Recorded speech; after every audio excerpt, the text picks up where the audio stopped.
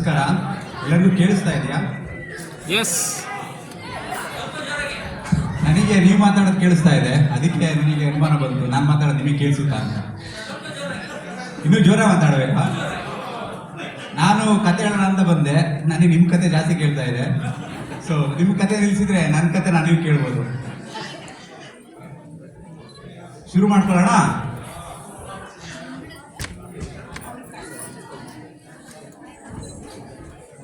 ನನ್ನದೊಂದು ಸಣ್ಣ ಪ್ರಯತ್ನ. ಕನ್ನಡ ಸಾಹಿತ್ಯ ಪರಿಷತ್ತಿನಿಂದ ಈ ಸಲ ಡಿಸೆಂಬರ್ ಅಲ್ಲಿ ಅನಿವಾಸಿ ಕನ್ನಡಿಗರಿಂದ ಆಸಕ್ತಿ ಇರೋರ ಕಡೆಯಿಂದ ಕವನ ಮತ್ತೆ ಕಥೆಗಳನ್ನ ಬರೆಯೋ ಆಸಕ್ತರಿಗೆ ಒಂದು ಅವಕಾಶನ ಕೊಟ್ಟಿದ್ರು. ಆ ಒಂದು ಅವಕಾಶನ ಬಳಸ್ಕೊಂಡು ನಾನೊಂದು ಕಥೆನ ಬರೆದಿದ್ದೆ. ಅಲ್ಲಿಗೆ ಕಥೆನ ಕಳಿಸ್ಕೊಟ್ಟಿದ್ದೀನಿ. ಇನ್ನೂ ಅದರಿಂದ ಏನು ಗೊತ್ತಾಗಿಲ್ಲ, ಪಬ್ಲಿಷ್ ಆಗುತ್ತೆ ಇಲ್ವೋ ಅಲ್ಲಿಂದ. ಬಟ್ ನಮ್ಮ ಕನ್ನಡಿಗರಿಗೆ, ಸ್ವೀಡನ್ ಕನ್ನಡಿಗರಿಗೆ ನಾನು ಕತೆ ಕೇಳಿಸೋಣ ಅಂತ ಹೇಳಿ ಇಲ್ಲಿ ಓದೋಣ ಅಂತ ಇವತ್ತು ಓದ್ತಾ ಇದ್ದೀನಿ ಆ ಕಥೆಯನ್ನ.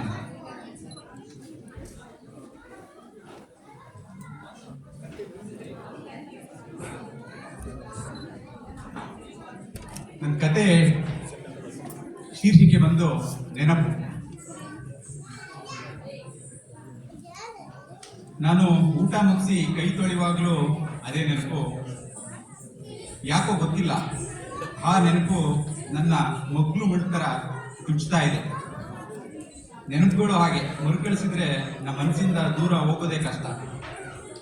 ಅದರಲ್ಲೂ ಏನಾದರೂ ಕೆಲವು ಸಂದರ್ಭಗಳು, ನಿದರ್ಶನಗಳು ಗಾಢವಾದ ಪರಿಣಾಮ ಬೀರಿದ್ರೆ ಮುಗ್ದೇ ಹೋಯ್ತು. ಅವುಗಳ ನೆನಪು ತುಂಬ ಗಾಢತನದಿಂದ ನಮ್ಮನ್ನ ಕಾಡುತ್ತೆ. ಅದರಿಂದ ಆಚೆ ಬರುವುದೇ ಕಷ್ಟ. ಅದು ತನ್ನ ಸುರುಳಿಲಿ ನಮ್ಮನ್ನ ಸುತ್ತಿಸ್ತಾ ಇರುತ್ತೆ. ಮಾಡಿದ ಕೆಲಸಕ್ಕೆ ಕರ್ಮದ ಫಲ ಬೇರೆ ಆದರೆ ಅದರಿಂದ ಆಚೆ ಬರೋದೇ ಒಂದು ಸಾಹಸ ಯಾತ್ರೆ. ಊಟ ಮಾಡಿ ಕೈಯೊರೆಸಿಕೊಂಡು ಆಚೆ ಬಂದು ಕುರ್ಚಿ ಮೇಲೆ ಕುಳಿತುಕೊಂಡೆ. ನನ್ನ ಗಮನ ಹಾಗೆ ಹೊರಗಡೆ ತಿರುಗಾಡೋ ಕೋಳಿ ನಾಯಿಗಳ ಕಡೆ ಹೋಯಿತು. ಅವುಗಳ ಜೊತೆ ಅಲ್ಲೊಂದು ಇಲ್ಲೊಂದು ಗುಬ್ಬಚ್ಚಿ ಕೂಡ ಹಾರಾಡೋದು ಕಾಣಿಸ್ತು. ಅವುಗಳ ಚಿವುಗೂಡೋ ದನಿನೇ ಕೇಳೋಕೆ ಚೆನ್ನ. ಈಗ ಮೊದಲಿನ ಹಾಗೆ ಗುಬ್ಬಚ್ಚಿಗಳು ಜಾಸ್ತಿ ಇಲ್ಲ. ತಂತ್ರಜ್ಞಾನ ಬೆಳೆದಾಗೆ ಪಕ್ಷಿಗಳ ಸಂಕುಲ ನಾಶಿಸ್ತಾ ಹೋಗ್ತಾ ಇದೆ. ಅದ್ರ ಬಗ್ಗೆ ನಾನು ಕೇಳಿದ್ದೆ. ಆದರೆ ಈಗ ಗುಬ್ಬಚ್ಚಿಗಳ ಸಂಖ್ಯೆ ನೋಡ್ತಾ ಇದ್ರೆ ಅನ್ನಿಸ್ತು ಅದು ಸತ್ಯ ಅಂತ. ಮನಸ್ಸೇ ಹೀಗೆ ಯೋಚನೆಗಳ ಬೆನ್ನಟ್ಟಿ ಹೋಗ್ತಾ ಇರುತ್ತೆ. ಯಾಕೋ ಅಸಮಾಧಾನ, ಏನಂತ ಗೊತ್ತಾಗ್ತಾ ಇಲ್ಲ. ಅದರೊಳಗೆ ಇದೊಂದು ಬೇರೆ, ಏನೋ ಅಲ್ಲಿನ ಸಂದಿಗೆ ಸಿಕ್ಕಿ ಚುಚ್ತಾ ಇದೆ. ನಾಲಿಗೆ ಗಳಿಗೆಗೆ ಏನೋ ಸುಮ್ಮನೆ ಇರದೆ ಹೋಗಿ ಹೋಗಿ ಅದೇ ಜಾಗಕ್ಕೆ ತಿವಿದು ಕೀಳೋ ಪ್ರಯತ್ನ ಮಾಡ್ತಿತ್ತು. ನನ್ನಕ್ಕೆ ಶಾರದೆಗೆ ಕೇಳಿದೆ, ಅಲ್ಲಿಗೆ ಚುಚ್ಚಕ್ಕೆ ಕಡ್ಡಿ ಕೊಡು ಅಂತ. ಅವಳು ಕಡ್ಡಿ ಏನೋ ಕೊಟ್ಲು. ಆದರೆ ನಿಮಗೆ ಬೇರೆ ಕೆಲಸ ಇಲ್ಲ, ಊಟ ಮಾಡಿದ ತಕ್ಷಣ ಅಲ್ಲಿಗೆ ಕಡ್ಡಿ ಚುಚ್ತಾ ಇರ್ತೀರಾ ಅಂತ ಅವಳ ಚೂಪಾದ ನಾಲಿಗೆಯಲ್ಲಿ ನನಗೆ ಚುಚ್ಚಿ ಹೋದ್ಲು. ನನಗೆ ನಾನು ಹೇಳ್ಕೊಂಡೆ, ಅಯ್ಯೋ ದೇವ್ರೆ, ಮನಸ್ಸಿಗೆ ನೆನಪಿನ ಯಾತನೆ ಆದರೆ ಈ ಶರೀರಕ್ಕೆ ಹಲ್ಲು ನೋವಿನ ಯಾತನೆ. ಆದರೂ ಏನೋ ಊಟದ ರುಚಿ ಇಲ್ಲ, ಮನಸ್ಸಿಗೆ ನೆನಪಿನ ರುಚಿ ಹತ್ತಿ ವಾರದ ಸಮಯದ ಮಡಿಲಲ್ಲಿ ವಿರಮಿಸ್ತಿತ್ತು. ಈ ಹೊತ್ತಲ್ಲಿ ತಿಂಡಿ ಊಟ ಎಲ್ಲ ಆಚರಣೆ ಆಗಿದ್ದಾವೆ ಹೊರತು ಅನುಭವಿಸಿ ಆಡುವ ಯಾವುದೇ ಸಾಹಸ ಕ್ರೀಡೆ ಆಗಿರಲಿಲ್ಲ. ಮತ್ತೆ ನನ್ನ ಯೋಚನೆ ಬೇರೆ ಕಡೆ ಅರಿತು, ಶರೀರಕ್ಕೆ ಹಲ್ಲು ನೋವಿನ ಯಾತನೆ ಇಲ್ಲ, ಮನಸ್ಸಿಗೆ ಇದ್ದ ಹಾಗೆ ಶರೀರಕ್ಕೂ ನೆನಪು ಇರುತ್ತೆ. ಅಯ್ಯೋ, ಶರೀರಕ್ಕೆ ಹೇಗೆ ನೆನಪು ಅಂತೀರಾ? ಅದೇ ಈಗ ನನ್ನಲ್ಲೂ ಅರಿತಿರೋ ಯೋಚನೆ. ಸದ್ಯದ ತಿಳುವಳಿಕೆಗೆ ವೈಜ್ಞಾನಿಕ ಹಿನ್ನೆಲೆಯಲ್ಲಿ ನೋಡೋದಾದ್ರೆ ನಮ್ಮ ಮೆದುಳಿಗೆ ಬಿಟ್ಟರೆ ಬೇರೆ ಎಲ್ಲೂ ನೆನಪಿನ ಶಕ್ತಿಯ ಶೇಖರಣೆ ಮಾಡೋ ವಿಧಾನ ಇಲ್ಲ ಅಂತ. ಆದರೂ ಮನುಷ್ಯನ ದೇಹವೇ ಒಂದು ಪವಾಡ. ಅದು ಹೇಗೆ ತನ್ನ ಕ್ರಿಯೆಗಳನ್ನು ಮಾಡುತ್ತೆ ಅಂತ 200 ವರ್ಷಗಳ ವಿಜ್ಞಾನದ ಹಿನ್ನೆಲೆಯಲ್ಲಿ ಅಧ್ಯಯನದ ನಂತರವೂ ಕೂಡ ನಾವು ಒಂಬೈಗಾಲಿನ ನಡೆಯಲ್ಲಿ ಸಾಕ್ತಾ ಇದ್ದೀವಿ. ಅದು ಇರಲಿ ಬಿಡಿ, ಅಂಗೈಯುಣ್ಣಿಗೆ ಕನ್ನಡಿ ಬೆಂಗೆ ಅನ್ನೋ ಹಾಗೆ ಕಣ್ಣಿಗೆ ಕಾಣುವ ಸತ್ಯಕ್ಕೆ 100 ವರ್ಷಗಳ ಸಂಶೋಧನೆ ಬೇಕಾ? ಪಾಶ್ಚಿಮಾತ್ಯರೇ ಹಾಗೆ ಕೊಂಕಣವನ್ನು ಸುತ್ತಿ ಬೈಲಾರಕ್ಕೆ ಹೋಗುವುದೇ ಅವರ ರೂಢಿ. ನಮ್ಮ ಪೂರ್ವಜರ ಹಾದಿಯೇ ಬೇರೆ. ಅವರ ಕಣ್ಣಿಗೆ ಕಂಡ ಸತ್ಯವನ್ನು ನಾವು ಇನ್ನೂ ತಿಳಿದು ಇನ್ನೂ ಒರಗಿಸಿಕೊಳ್ಳಲು ಸಾಧ್ಯವಾಗಿಲ್ಲ. ಆದರೂ ದೇಹಕ್ಕೆ ನೆನಪು ಇದೆ ಅಂತ ನನ್ನ ಸುಪ್ತ ಮನಸ್ಸಿಗೆ ಅನ್ನಿಸ್ಲಿಕ್ಕೆ ಶುರುವಾಯಿತು. ಅದು ಇಲ್ಲಾಂದ್ರೆ ಎಲ್ಲ ವ್ಯಕ್ತಿಗಳ ದೈಹಿಕ ಚಟುವಟಿಕೆ ಒಂದೇನೇ ಆಗಿರ್ತಿತ್ತು. ಆದರೆ ಹಾಗಿಲ್ಲ ನೋಡಿ, ಎಲ್ಲರ ದೇಹಕ್ಕೂ ತನ್ನದೇ ಆದ ದೇಹದ ನೆನಪುಗಳಿವೆ. ಅವುಗಳಿಂದ ತಾನೇ ಮಾತಿನ ವೈಖರಿ, ನಡೆಯುವ ರೀತಿ, ಇನ್ನಿತರ ವಿಧಾನಗಳಿಂದ ನಾವು ಎಷ್ಟೋ ಜನರನ್ನ ಗುರುತಿಸೋದು. ತಾತನ ಹಾಗೆ ಮೊಮ್ಮಗ ನಡೀತಾನೆ ಅಂದ್ರೆ ದೇಹಕ್ಕೆ ನೆನಪು ಇರಲೇಬೇಕು. ಮೆದುಳು ಮತ್ತು ದೇಹ ಎರಡನ್ನು ಯಾವುದು ಕಣ್ಣಿಗೆ ಕಾಣದ ಶಕ್ತಿನೇ ಒಂದು ಮಾಡಿ ನಡೆಯೋ ರೀತಿ ಮಾಡುತ್ತೆ. ಮತ್ತೆ ಅದೇ ಶಕ್ತಿ ದೇಹಕ್ಕೂ ನೆನಪನ್ನು ಕೊಟ್ಟಿರುತ್ತೆ. ಯೋಚನೆ ಎಲ್ಲೋ ಅರಿಯುವಾಗ ದೃಷ್ಟಿ ಮಾತ್ರ ಮತ್ತೆ ಕೋಳಿ ನಾಯಿಗಳ ಕಡೆ ಹೋಯಿತು. ಮಧ್ಯಾಹ್ನ 3 ಆದರೂ ಬಿಸಿಲಿನ ಜಳುಪು ಕಡಿಮೆ ಆಗಿರಲಿಲ್ಲ. ಮನೆಯಿಂದ ಆಚೆ ಬಿಸಿಲಿಗೆ ಹೋದ್ರೆ ಕಣ್ಣು ಮಂಜಾಗೋ ಅನುಭವ ಆಗ್ತಿತ್ತು. ಇತ್ತೀಚೆಗೆ ಎಲ್ಲ ಕಾಲದಲ್ಲೂ ಬಿಸಿಲು ಜಾಸ್ತಿನೇ. ಆಗ ಅನ್ನಿಸುವಾಗ ಜಾಗತಿಕ ತಾಪಮಾನದ ಕಡೆ ಯೋಚನೆ ಇರಿತು. ಎಲ್ಲೋ ಓದಿದ ನೆನಪು, ಭೂಮಿಯ ತಾಪಮಾನ ಜಾಸ್ತಿ ಆಗ್ತಿದೆ, ಅದರಿಂದ ಧ್ರುವ ಪ್ರದೇಶಗಳಲ್ಲಿ ಹಿಮ ಕರಗಿ ಸಮುದ್ರದ ನೀರಿನ ಮಟ್ಟ ಏರ್ತಿದೆ ಅಂತ. ಅದು ಹೇಗೆ ತಾಪಮಾನ ಏರಿಕೆಯಿಂದ ಹೀಗಾಗುತ್ತೆ ಅಂತ ತಿಳ್ಕೊಳ್ಳೋ ಜ್ಞಾನ ಇದ್ದಿದ್ರು ಒಂದಂತೂ ಅರ್ಥ ಆಗಿತ್ತು. ಊರ ಸುತ್ತಮುತ್ತ ಮೊದಲಿನ ಹಾಗೆ ಮರ ಗಿಡ ಇರಲಿಲ್ಲ, ಎಲ್ಲ ಹಾಳು ಜಾಗ ಆಗಿತ್ತು. ಬೇಲಿ ಗುಚ್ಚಿಗಳು ಕಾಣೆಯಾಗಿ ತಂತಿ ಬೇಲಿಗಳು ವಿರಾಜಿಸ್ತಿದ್ವು. ನನ್ನ ತಿಳುವಳಿಕೆಗೆ ಅಷ್ಟು ಸಾಕಾಗಿತ್ತು ಕಾರಣ ತಿಳಿಯೋಕೆ. ಬಿಸಿಲಿನ ಬೇಗೆಗೆ ಕೋಳಿಗಳು ಮರದ ನೆರಳಲ್ಲಿ ವಿರಮಿಸ್ತಿದ್ವು. ಅಲ್ಲೊಂದಿಲ್ಲೊಂದು ನಾಯಿಗಳು ಮಾತ್ರ ಮನೆಯ ಸೂರಿನ ನೆರಳಲ್ಲಿ ಮಲಗಿ ನಿದ್ರೆ ಮಾಡ್ತಿದ್ವು. ಮಗ ಭರತನಿಗೆ ಒಳಗೆ ಮಡದಿ ಊಟ ಮಾಡಿಸ್ತಿದ್ದು. ಆದರೆ ಮಕ್ಕಳೇ ಹಾಗೆ, ಕೇಳ್ಬೇಕಾ, ನಿಂತಲ್ಲಿ ನಿಲ್ಲಲ್ಲ, ಕೂರಲ್ಲಿ ಕೂರಲ್ಲ. ನೀವೇ ನೋಡ್ತಾ ಇದ್ದೀರಾ ಈಗ, ನಿಂತಲ್ಲಿ ನಿಲ್ಲಲ್ಲ, ಕೂರಲ್ಲಿ ಕೂರಲ್ಲ. ಹೊರಗೆ ಬಂದು ಮಲಗಿರೋ ನಾಯಿ ಜೊತೆ ಆಟ ಆಡ್ತಿದ್ದ. ನಾಯಿ ಸುಮ್ಮನೆ ಮಲಗಿ ಬಾಲ ಅಲ್ಲಾಡಿಸ್ತಾ ಅವನ ಜೊತೆ ಮೂಕ ಭಾಷೆಯಲ್ಲಿ ಸಂಭಾಷಣೆ ಮಾಡ್ತಿತ್ತು.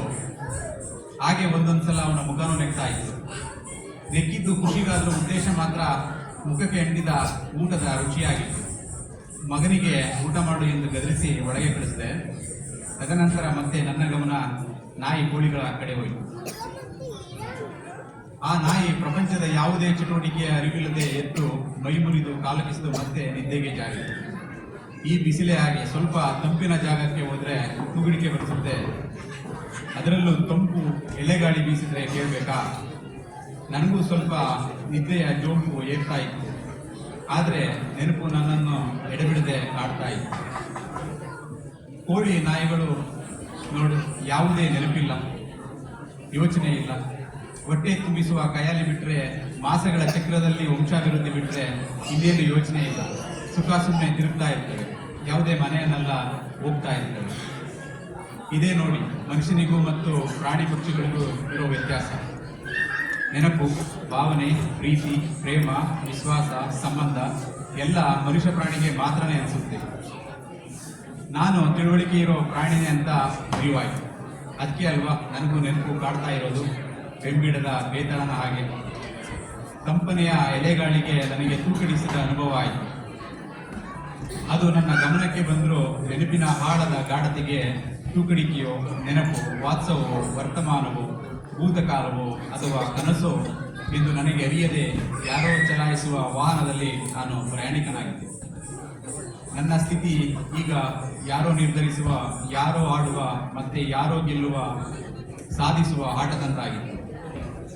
ಭೂತಕಾಲದ ಘಟನೆಗಳೇ ಆಗಿ ಸಿಹಿ ಅಥವಾ ಕಹಿ ಘಟನೆ ಆದರೂ ನಮ್ಮನ್ನು ಅವುಗಳ ಸುಳಿಗೆ ಕರ್ಕೊಂಡು ಹೋಗ್ತವೆ. ಇವಕ್ಕೆ ಭೇದ ಭಾವ ಇಲ್ಲ, ಒಳ್ಳೆಯದು ಕೆಟ್ಟದ್ದು ಇಲ್ಲ. ನಮಗೆ ಗೊತ್ತೋ ಗೊತ್ತಿಲ್ಲದೇನೋ ನಡೆದು ಸುಖ ದುಃಖ ನೋವು ನಲಿವು ಕೊಡ್ತಿದ್ವು. ಎಲ್ಲವನ್ನು ಯಾವುದೇ ಪಕ್ಷಪಾತ ಇಲ್ಲದೆ ನೆನಪಾಗಿ ಶೇಖರಣೆ ಮಾಡಿಕೊಂಡು ಮತ್ತೆ ಅದಕ್ಕೆ ಬೇಕಾದಾಗ ಮರುಕಳಿಸುತ್ತೇವೆ. ಸಹಜವಾಗಿ ನಾವು ಒಂದು ಘಟನೆಗೆ ಪ್ರತಿಕ್ರಿಯಿಸಲು ಅರೆಕ್ಷಣದಿಂದ ಒಂದು ಕ್ಷಣ ಸಾಕು. ಆದರೆ ನೆನಪುಗಳು ಕ್ಷಣದಲ್ಲಿ ನೂರಾರು ಸುಳಿದು ಹೋಗ್ತವೆ. ಇಲ್ಲಿ ನೋಡಿ, ಯಾವುದೊಂದು ನೆನಪು ಈಗ ಸುಳಿತಾ ಇದೆ. ಯಾರ ನೆನಪು ಅಂತ ನನಗೆ ಗೊತ್ತಿಲ್ಲ. ನನ್ನ ನೆನಪು ಈಗ ಬರ್ತಾ ಇದೆ. ನೂರಾರು ಸುಳಿದು ಹೋಗ್ತವೆ. ಸುಳಿದು ಹೋದರೆ ಪರವಾಗಿಲ್ಲ, ಕೆಲವು ನಮ್ಮ ಮನಸ್ಸಲ್ಲಿ ಪ್ರವಾಹನೇ ಸೃಷ್ಟಿಸಿ ಹೋಗ್ತವೆ. ಈಗ ನನಗೆ ಆಗಿರೋದೇ ಮನಸ್ಸಲ್ಲಿ ಪ್ರವಾಹನೇ ಎದ್ದ ಹಾಗೆ ಆಗ್ತಾ ಇದೆ. ಅದಕ್ಕೆ ಏನೋ ದಿನನಿತ್ಯದ ಚಟುವಟಿಕೆಯಲ್ಲಿ ಆಸಕ್ತಿ ಇಲ್ಲ, ಯಾವಾಗಲೂ ಯಾವುದೋ ಒಂದು ಯೋಚನೆಯಲ್ಲಿ ಮಗ್ನವಾಗಿರುತ್ತೆ. ನಮಗೆ ಬೇಕಾದಾಗ ಕೆಲವು ಸಂದರ್ಭ ನಿದರ್ಶನಗಳು ಮರುಕಳಿಸಿದ್ರು ಗೆಲುವು ಮಾತ್ರ ಎಲ್ಲವನ್ನು ತನಗೆ ಬೇಕಾದ ಹಾಗೆ ನಡೆಸೋ ಆ ಕಾಣದ ಅಗೋಚರ ಶಕ್ತಿಗೆ ಮಾತ್ರ. ಎಷ್ಟೋ ಸಲ ನಾವು ಬೇಡ ಅಂದ್ರೂ ಅದೇ ಘಟನೆ ಮನಸ್ಸಲ್ಲಿ ಸುಳಿದು ಸ್ಮೃತಿ ಪಟಲದಲ್ಲಿ ಹಾಗೆ ಸೋರಿ ಹಾರಿ ಹೋಗುತ್ತದೆ. ಅದು ಹೇಗೆ ಅಂತನೂ ಗೊತ್ತಾಗಲ್ಲ. ಈಗ ನನ್ನನ್ನು ಅಂತ ನೆನಪುಗಳೇ ಕಾಡ್ತಾ ಇರೋದು.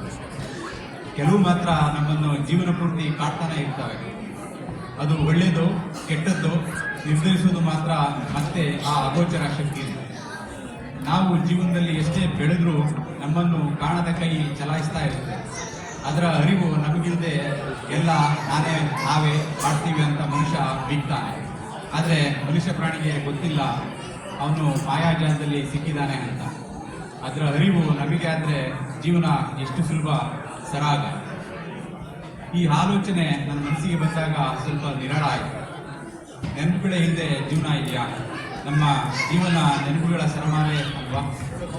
ಜೀವನ ಚಕ್ರ ನಡೆಯೋದು ನೆನಪಿನ ಹಾದಿಯಲ್ಲೇ. ನಿಮಗೆ ನೆನಪು ಇಲ್ಲ ಅಂದರೆ ಏನಾಗುತ್ತೆ ಸ್ವಲ್ಪ ಯೋಚನೆ ಮಾಡಿ.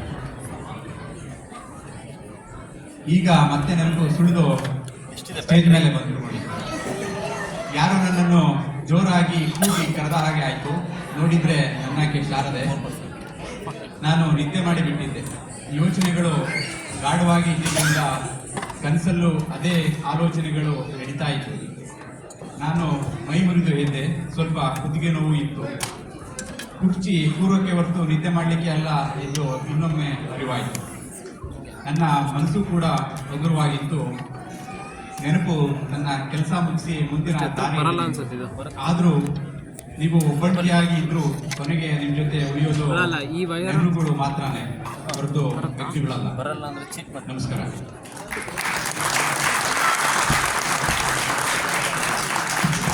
ಜೋರಾದ ಚಪ್ಪಾಳೆ. ನಮ್ಮದೇ ಭಾಷೆಯಲ್ಲಿ ತಮ್ಮ ವೈಜ್ಞಾನಿಕ ಬೆಳವಣಿಗೆಗಳು ನಮ್ಮ ದೈನಂದಿನ ಜೀವನದಲ್ಲಿ ಹೇಗೆ